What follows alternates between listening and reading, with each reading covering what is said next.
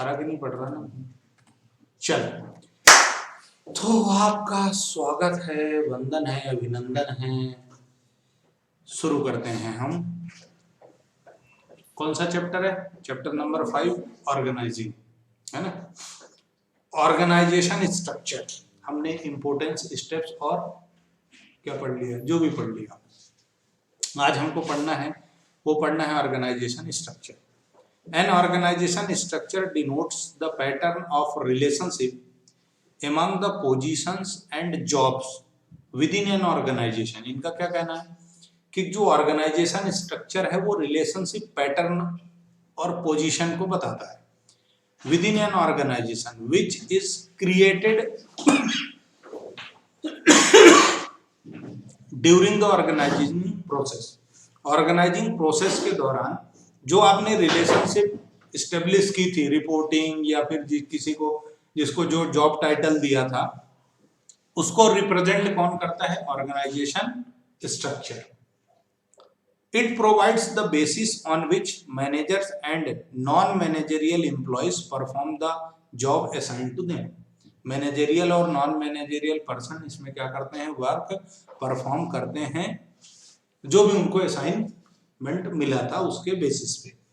Organization structure refers to the framework within which managerial and operating tasks are performed। Simple सा क्या कहना है इनका?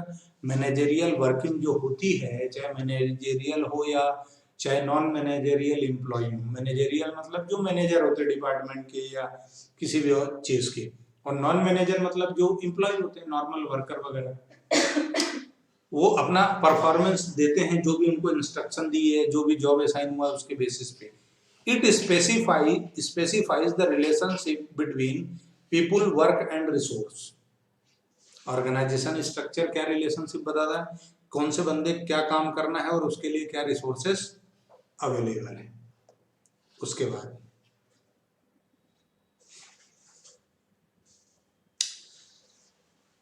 As business operates in a dynamic environment. Business कैसे environment पे काम करता है? Dynamic environment। Management must continuously review its plans and organization।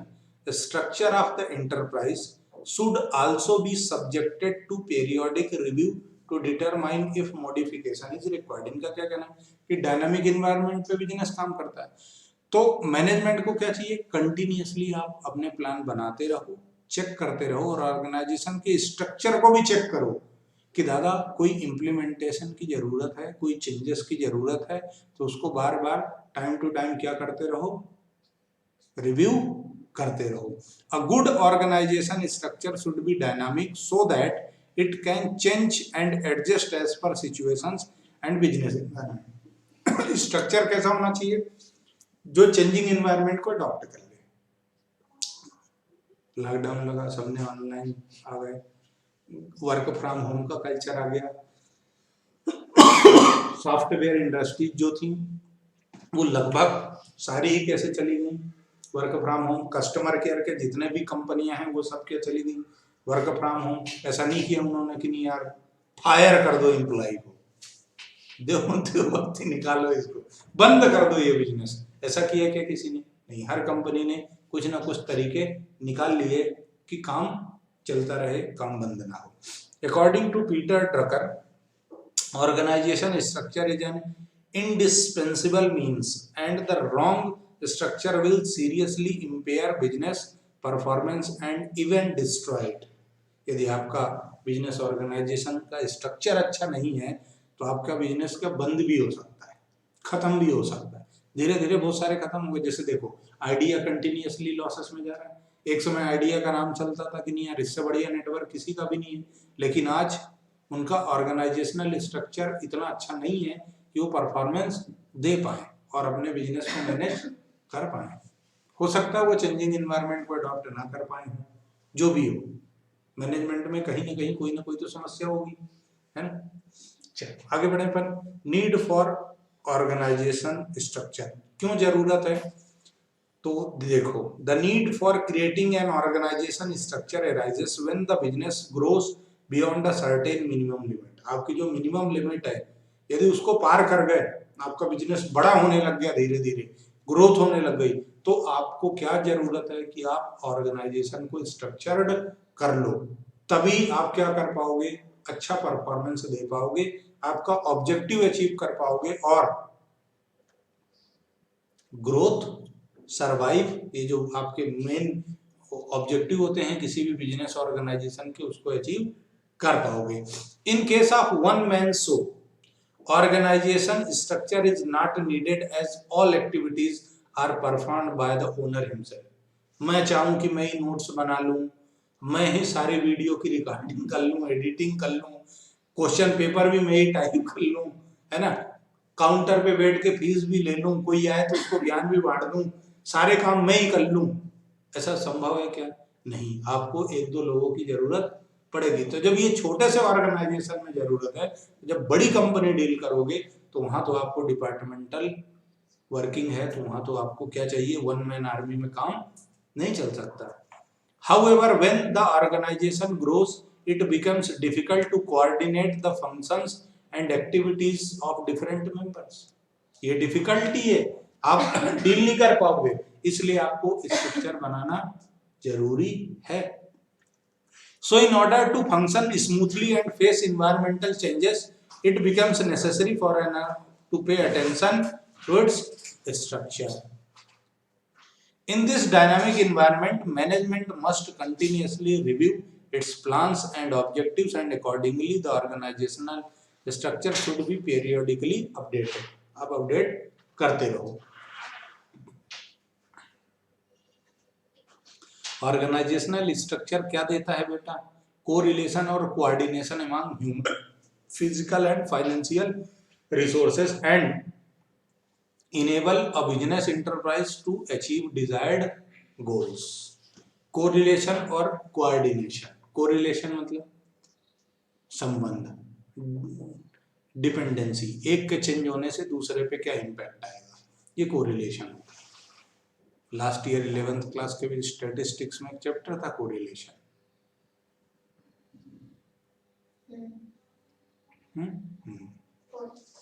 है ना, नहीं था? अरे किसी बात कर रहे हो, R इज इक्वल टू खोपचे के अंदर, ठीक है, x की वैल्यू ये है तो y की क्या होगी, है ना, एक पे फर्क पड़ने से दूसरे पर क्या फर्क पड़ेगा, एक रिलेशन। तो फिजिकल फाइनेंशियल रिसोर्सेस सारी चीजों की जरूरत है, इसलिए टाइम टू टाइम अपडेट होना चाहिए। सबसे बड़ी इंपॉर्टेंट चीज क्या थी, dynamic environment. Benefits of organisation structure, benefit तो क्या है यार, सिंपल है यार, आप अपने ऑब्जेक्टिव अचीव कर पाओगे, स्मूथ रनिंग कर पाओगे, इसके अलावा तो और कुछ होता ही नहीं है। एक फ्रेमवर्क दे दिया तो वेस्टफुल एक्टिविटी से बच जाओगे, बराबर है, रिपोर्टिंग रिस्पॉन्सिबिलिटी है तो कंफ्यूजन नहीं होगा, simple, very simple. How is organisational structure created, अब ऑर्गेनाइजेशनल स्ट्रक्चर क्रिएट कैसे होता है। The structure of an organization is deliberately designed and planned। Design बनती है और प्लानिंग होती है। It is greatly influenced by span of management, यानी मैनेजमेंट में जितने लोग होंगे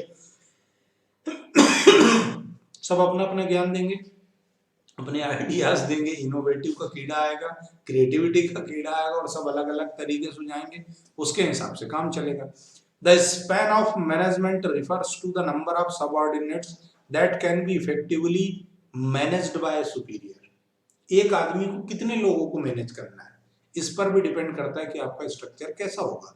This determines the level of management in the structure। So managers must consider the span of management। कितने लोगों को मेरे को हैंडल करना है ये भी देखना पड़ेगा, और उसको सोच कर ध्यान में रखकर ही डिसाइड करना है कि आपको ऑर्गेनाइजेशन का स्ट्रक्चर कैसा बनाना है। While creating the organization structure, the organization structure of a firm is shown in आगे देखो कैसा है ये मजा आ गया बाबा। बोर्ड ऑफ डायरेक्टर, तो बोर्ड ऑफ डायरेक्टर में क्या है, मैनेजिंग डायरेक्टर। मैनेजिंग डायरेक्टर ने क्या करा, अपने सबऑर्डिनेट्स बनाए, क्या बनाए, production manager, purchase manager, finance manager और मार्केटिंग मैनेजर, बराबर। अब एक एक प्रोडक्शन मैनेजर का क्या है, factory manager, store manager. Factory manager के पास भी दो बंदे, फोरमैन यानी वो जो फैक्ट्री में वर्कर जो लगेंगे ना उनको जो देखेगा वो, ठीक। फिर परचेज वाले का क्या है, परचेज ऑफिसर, परचेज असिस्टेंट। फिर फाइनेंस में क्या है, अकाउंट मैनेजर और ऑडिट मैनेजर, जो लेखा जोखा करेगा और जो उसको चेक करेगा, ऑडिट। मार्केटिंग में जो सेल्स देखेगा और जो रिसर्च करेगा। सेल्स मतलब बेचने का काम, डिस्काउंट वगैरह डिसाइड करना, ऑफर देना। और रिसर्चर जो मार्केट की इंफॉर्मेशन कलेक्ट करके लेके आएगा कि मार्केट में ट्रेंडिंग क्या है, डिमांडिंग चीज क्या है ना। बराबर है। ये है तुम्हारा ऑर्गेनाइजेशनल स्ट्रक्चर। डन। कोई दिक्कत, कोई शक, कोई कुछ पूछना? इतना बढ़िया पढ़ा है, एक बार नहीं समझ में आया, कभी कभी मेरे को अपने आप पे डाउट होता है। चलो, टाइप्स ऑफ ऑर्गेनाइजेशनल स्ट्रक्चर। तो दो तरह के टाइप होते हैं, एक होता है फंक्शनल और एक होता है डिविजनल। फंक्शनल यानी काम के आधार पर आपका स्ट्रक्चर तैयार हुआ है। डिवीजन का मतलब है प्रोडक्ट के बेसिस में, जैसे बच्चे, बूढ़े, बुजुर्ग, महिला, पुरुष, है ना। और फंक्शनल मतलब कार्य, कैसे, purchase, sale, market, production, like that. आगे बढ़े, क्लियर है। फंक्शनल मतलब क्या, कार्य। डिवीजन मतलब आइटम वाइज या फिर,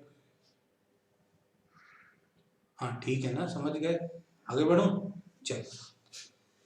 हरे Ram Shri Ram.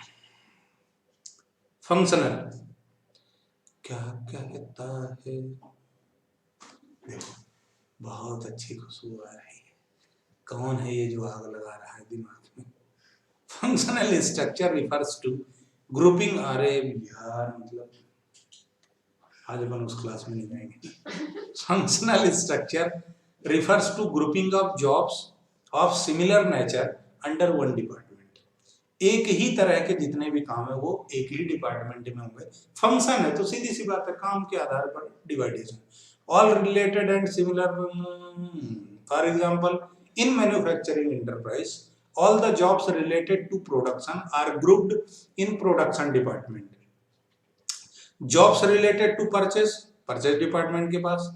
Finance under finance, और सेल्स और मार्केटिंग का काम मार्केटिंग डिपार्टमेंट के पास, है ना।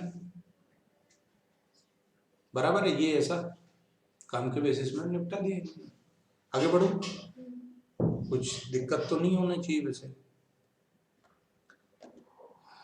बहुत गलत है यार ये जो, मतलब दिस,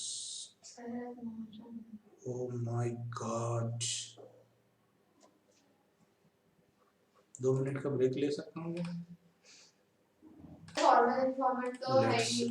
देखो, सुटेबिलिटी ऑफ फंक्शनल स्ट्रक्चर। काम किन किन ऑर्गेनाइजेशंस में फॉर्मल स्ट्रक्चर सूट करेगा? When the size of organisation is large, make it large, है ना। When organisation has to carry out diversified activities, अलग अलग यदि एक्टिविटी करने वाला कोई ऑर्गेनाइजेशन है तो उसको भी फंक्शनल ऑर्गेनाइजेशन क्रिएट करना जरूरी है।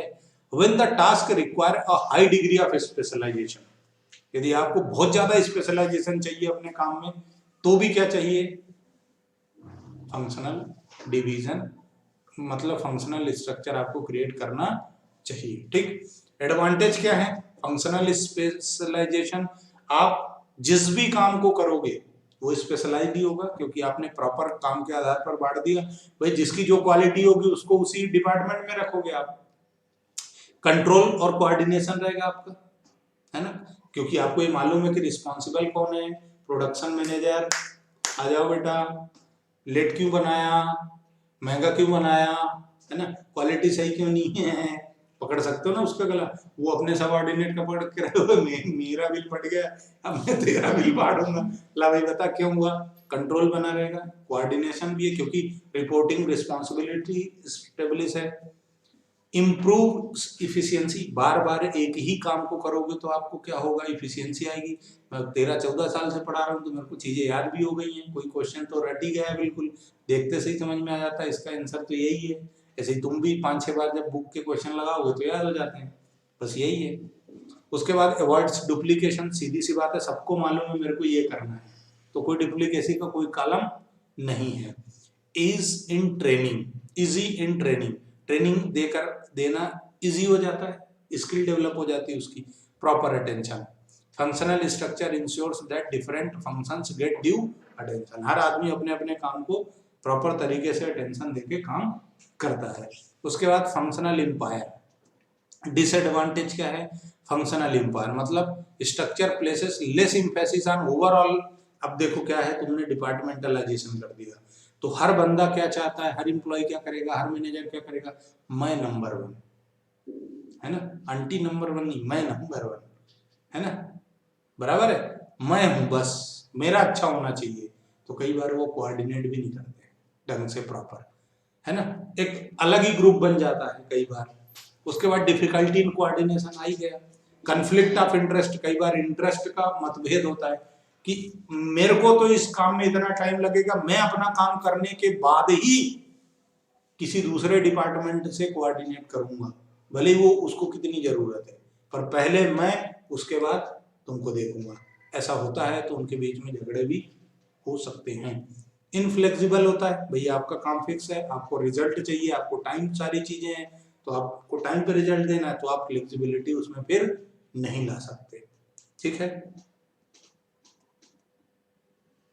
तो अपना क्या है कि कैसे निपटाना है। डिफिकल्ट टू होल्ड अकाउंटेबल, कई बार डिफिकल्ट हो जाता है कि पार्टी, जब ओवरऑल देखा जाए तो ये क्या होता है कि मैंने मार्केटिंग वाले को बोला कि दादा यार ये तुम्हारा सेल बराबर नहीं हो गया, तो क्या बोलेगा, प्रोडक्शन वाले ने समय पे दिया नहीं आइटम।